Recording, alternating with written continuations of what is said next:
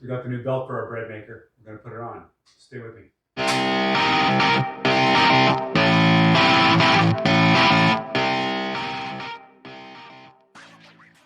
Okay, so we're going to put this belt on, and it's going to be pretty simple. I'm going to put it around the motor, and then we're just going to run it around here. And you can see that has a lot more tension than the last one. I think that's going to do the trick. Hey guys, so I got all the ingredients here. I'm just going to mix it up nice and fast, and we'll make sure that this thing actually is going to work.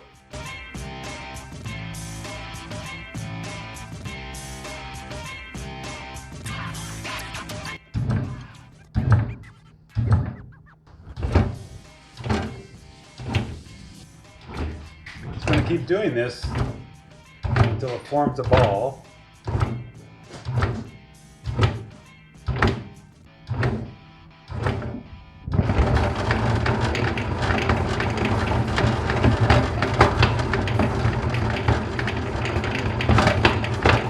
With the old belt, this is where it was stalling out. It wasn't able to move that big lump of dough.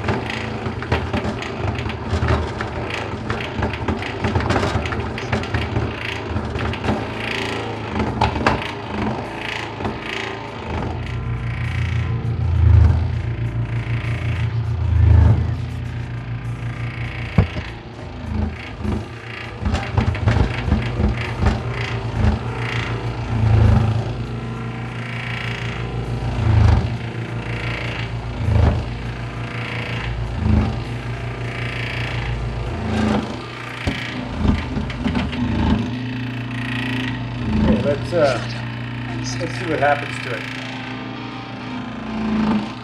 So here's what's happening. We've got a weird sound going on. You can see it stalling again. You can see it stalling up there. But the motor's still turning. I can feel the motor turning.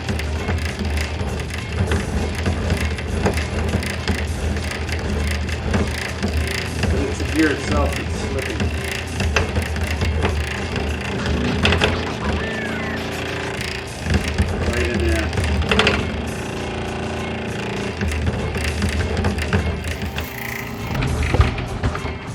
We've reached the second kneading stage, and it is kind of kneading. But we can see underneath where the motor's still spinning, but the belt is stalled out. So something's not quite right with that sleeve there, but we're going to have a look at that later, after the bread's made.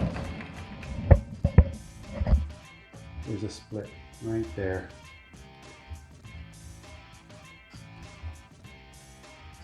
You can see the split.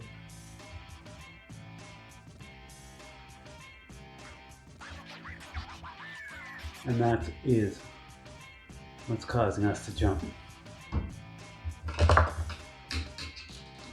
It looks like crater face.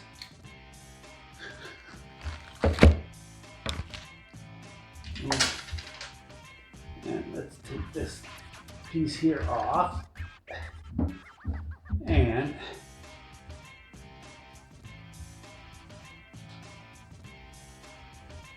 you can see that there's a split there. Whether that split means anything or not, I don't know, but there's a flat part. The flat part's supposed to ride against the flat part. And because of the split, that's what allows that to open up.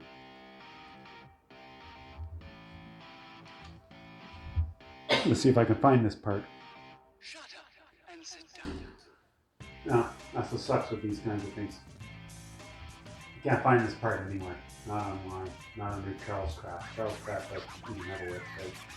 So, it's obsolete. Yeah, good word. It's obsolete.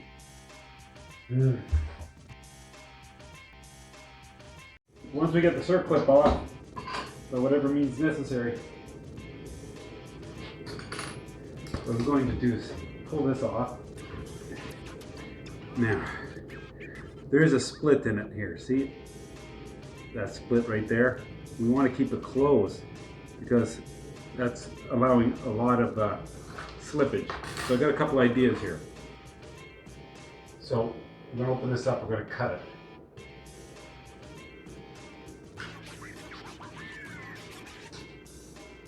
Okay.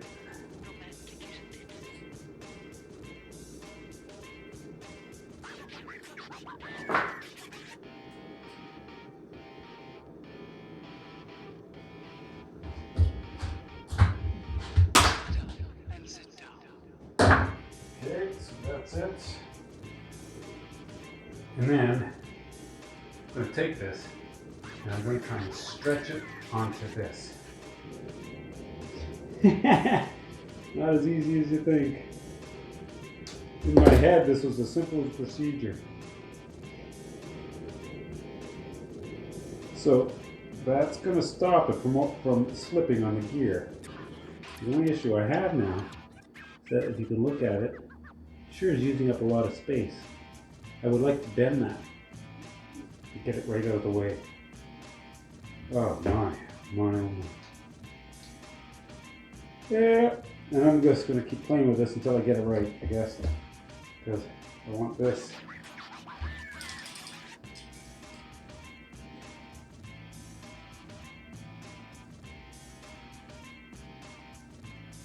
I'm going to put that on so that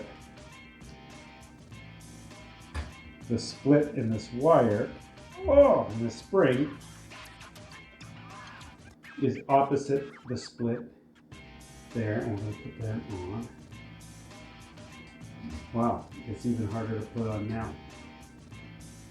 Okay, so that's on.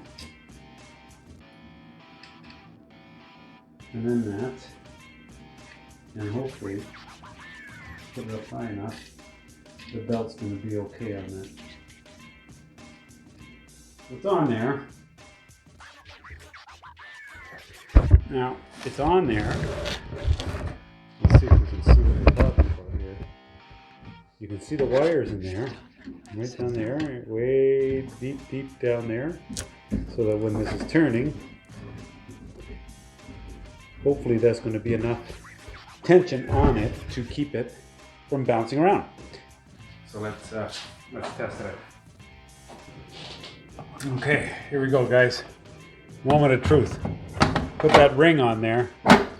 Hopefully that's going to be enough to reinforce the gear or the sprocket, and we're going to give this a whirl and see what happens. Now I don't know if that sprocket was broken before we even ordered the belt. It could very well have been, and we just didn't notice it until we put a new belt on it, and the tension on the new belt was too much for it to bear. But otherwise, matters not. We're going to select normal loaf and let's start it.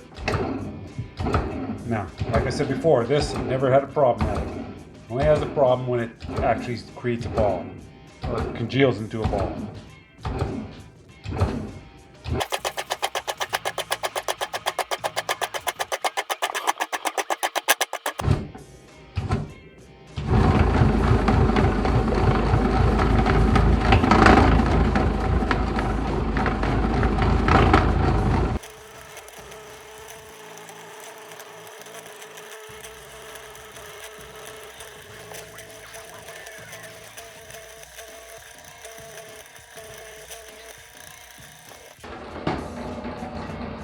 We're gonna have a look underneath.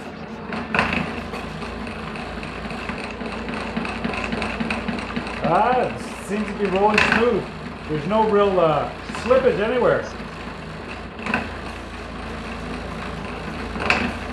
I think we're okay. Well, we're on the second kneading stage. It sounds pretty good. It's rolling around in there like crazy. So wrapping up the gear and the spring wire did the trick.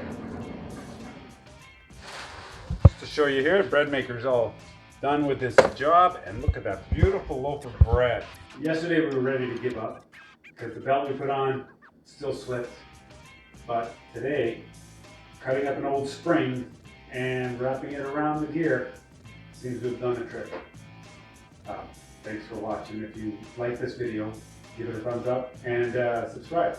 You'll see some more content like this. If you have any ideas, or if you've done a real kind of cool repair, let me know.